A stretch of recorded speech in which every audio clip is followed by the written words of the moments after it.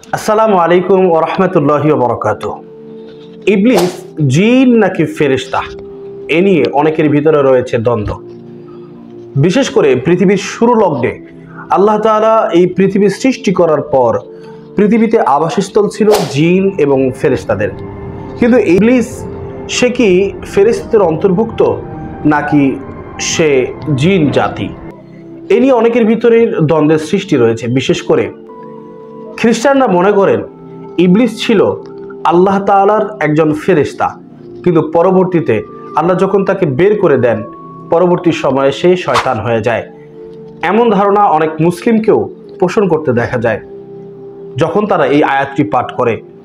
আর আমি যখন বললাম তোমরা আদমকে সিজদা করো, ফাসাজাদু ইল্লা ইবলিস, সকলেই সিজদা করলো শুধুমাত্র ইবলিস ব্যতীত।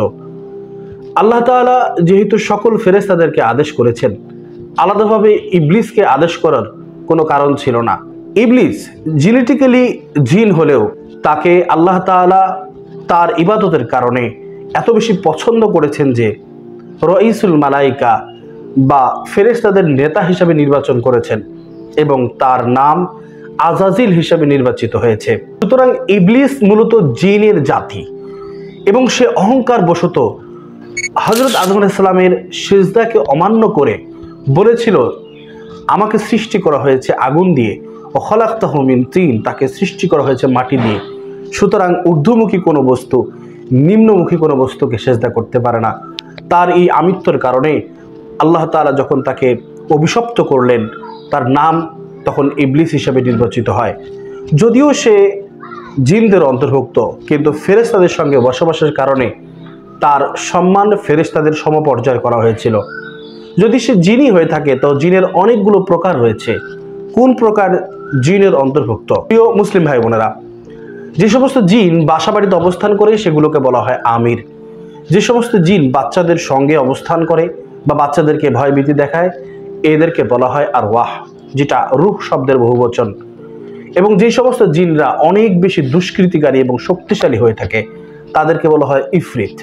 এবং এছাড়াও অন্যান্য অনেক প্রজাতির জিন রয়েছে। বিশেষ করে মানুষ প্রত্যেকটির সঙ্গে একটি করে জিন রয়েছে যেগুলোকে বলি কারিন, এবং নারীদের সঙ্গে কিছু জিন আছে যেগুলোকে বলা হয় আশেক জিন।